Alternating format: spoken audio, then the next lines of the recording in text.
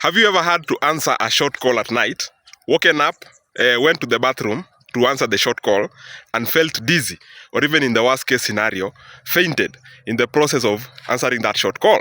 So today I want to explain why that happens.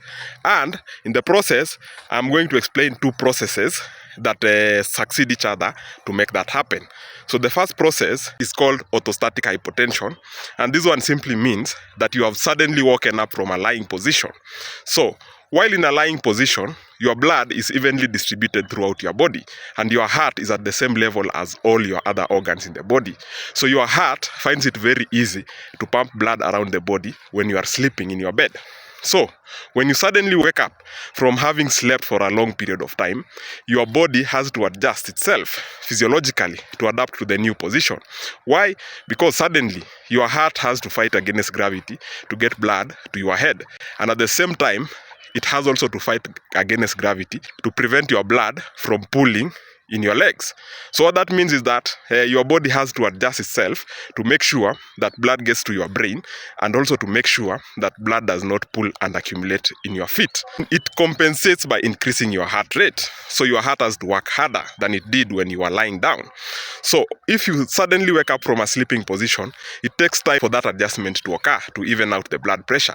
But before that happens, you have a sudden drop of blood pressure by 5 to 10 millimeters of mercury, which in most cases will not be felt, but in some cases could lead to slight dizziness. Remember, your body needs time to adjust itself to a normal balance after you have woken up, and that time is usually around 2 to 3 minutes. But in modern self-contained houses, the bathroom is just there, and it takes less than those 2 to 3 minutes to get to the bathroom. And you start the process of answering the short call before your body has fully adjusted to the waking up position. And if you are a man, then you are answering that short call in a standing position. So what happens then? So the second process begins. So the second process that leads to drop in blood pressure is called micturition syncope or micturition hypotension. Micturition is just a fancy medical term to mean urination, and syncope is a fancy medical term to mean dizziness. So when you urinate, your bladder is full. When full, your bladder compresses the blood vessels that go up and down your feet, and that is the femoral arteries and the iliac veins. And this one, as long as your bladder is still full, helps your body to prop up the blood pressure because it prevents pooling of blood to your feet. So meaning it helps the heart keep the blood on the upper side of your body and helps maintain good perfusion to your brain. So remember, you are emptying this bladder.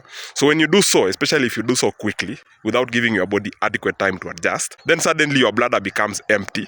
The blood vessels that were being compressed suddenly become released, and suddenly you get a gush of blood rushing to your feet.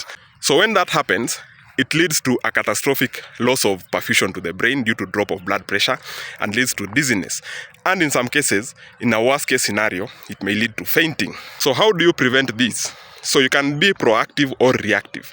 So if you are to be proactive, then you have to drink plenty of water to maintain your blood pressure at a good level. That is before going to bed. Of course, this has a problematic consequence of making you urinate more at night.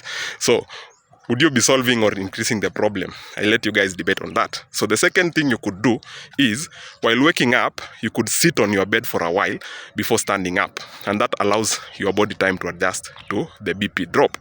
And finally, you could try to empty your bladder slower. So don't just rush into it and do it quickly. Those are proactive solutions. What about reactive solutions? So reactive solutions are about reacting to the problem when it has already occurred. So if you are in a bathroom and you suddenly feel dizzy while urinating, the first thing you could do is to immediately stop continuing with urination. Sometimes that is not possible. So another thing you could do is you could look for a place to sit. So if you have a sitting type toilet, then you could sit on it.